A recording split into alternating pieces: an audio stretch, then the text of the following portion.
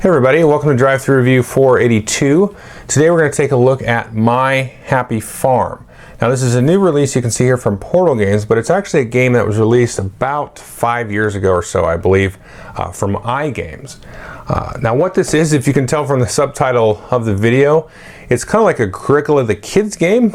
It's a farming game, and you'll be planting crops and growing different crops and trying to feed the 4 different types of animals you have. Let's see, there's pigs, cows, sheep, and rabbits. And you're trying to have these super large, almost deformed looking animals, which is really neat, which I'll show you in a minute. But you're trying to manage that, grow crops, a little bit of economy, money changing hands. Then you're trying to, feed your animals and possibly sell the crops as well.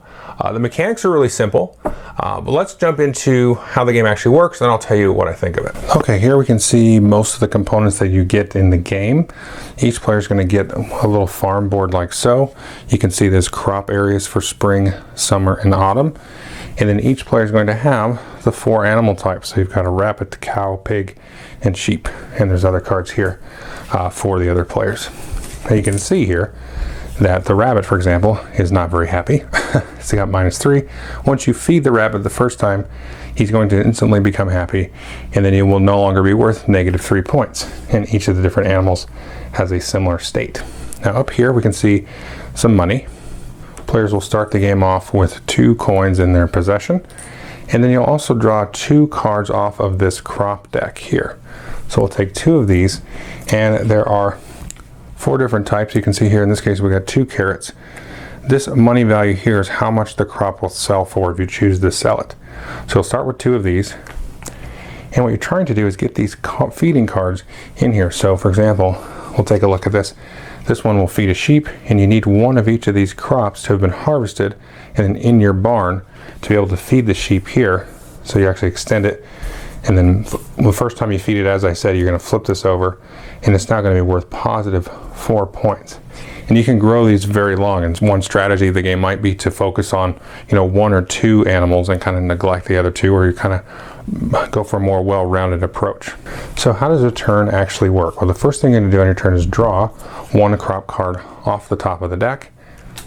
And then if you had any crops here planted, maybe we had 1 carrot and 1 wheat here planted, these will move up 1 phase here. If you have them in your autumn here at the start of your turn, you're going to actually lose the crop. So you want to harvest them before it gets along too far. But at the start of the game, you don't have anything to harvest yet. So you'll just draw a card off the top of the crop deck. And then you can do 1 of 6 possible actions, and you get 2 actions. And when you do your actions, you have to do 2 different actions, so you can't do the same action twice. The first thing you can do is simply just take a buck. The next thing you can do is actually to buy crops, and you can buy up to 3 crops with your action. All of the crops cost a buck, and you can even buy off the top of your deck. So maybe I wanted to buy, a radish and a clover, and then something off the top of the deck. You can do, for 1 action, buy up to 3 different crops. Next thing you can do is actually plant the crops. So when you plant the crops, you can do it in a few different ways. You could plant 1 crop by itself, 2 different crops, or if you wanted to plant 3 crops, they have to be 3 of the same. So maybe you wanted to plant 3 carrots like so. Now the next thing you could do is actually harvest crops. Well, if you zoom in a little bit here, you can see that you can't harvest anything in spring. Nothing's harvestable. But like I said, as the turns progress, each turn at the start of your turn, you're going to move these crops up. And you can see in summer you can harvest the clovers and the carrots, whereas in autumn you can harvest all of them, including the wheat and the radish. When you harvest, you'll choose 1 of the seasons, and you go ahead and just load these onto your barn here. And there's space for 6 crops, so you can never have more than 6 crops here in your barn. And I should say, you can never have more than 6 of the crop cards in your hand either. Now the last 2 actions are to either sell your crops or feed your animals. So if you wanted to sell your crops, maybe you say, I want to sell these 2 carrots, I don't need all those carrots, I can sell those and get $6, more money to buy crops. Or you can feed. And when you feed, like I said, you discard cards from your barn equal to what's out here.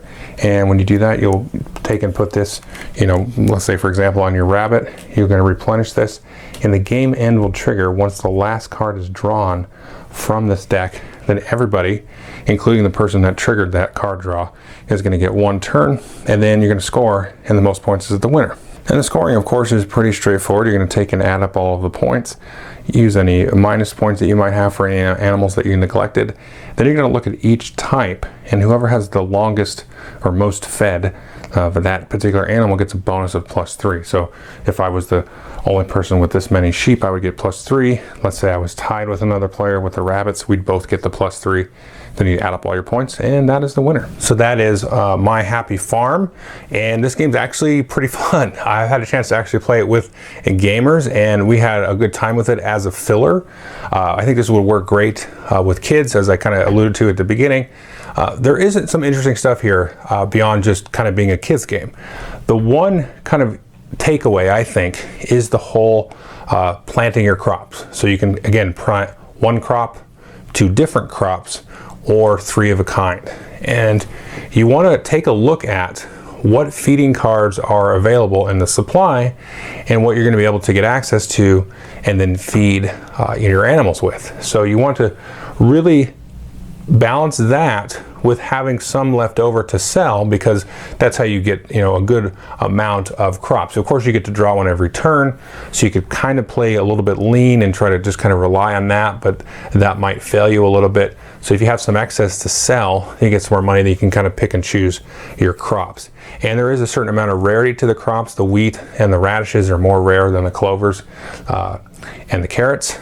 And so there's some consideration there, but those are eventually going to be worth more points, and they're going to sell for more money as well. So there is some kind of balance there, and you want to be very careful about the end of the game, because once that last feeding card flips up, if you don't have anything in the queue to be harvested or to be fed or sold, then, well, not sold, but fed, then you're going to be out of luck. You're not going to be able to do anything on your last turn to get any points. So you don't want to play too much kind of all in and do a bunch, do it all, send it all out. You want to have stuff in the queue kind of always upcoming in the season. So I think that's going to be good kind of, for kids to kind of learn that, because you don't want to get caught,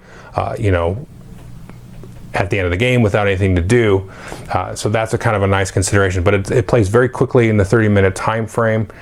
You've got a couple strategies you can go to try to feed as many different variety of animals as you want. At some point, you're going to kind of try to focus. You're like, okay, everybody's kind of neglecting the sheep, so I'm going to build 1 or 2 there.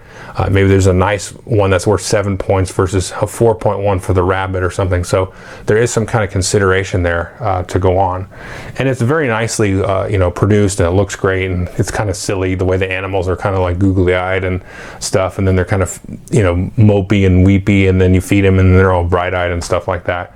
So it's very well illustrated, very easy to present, and it's actually a good game. So definitely take a look at it, especially if you have kids that you think would be into this type of game. I would definitely recommend it for that, for sure.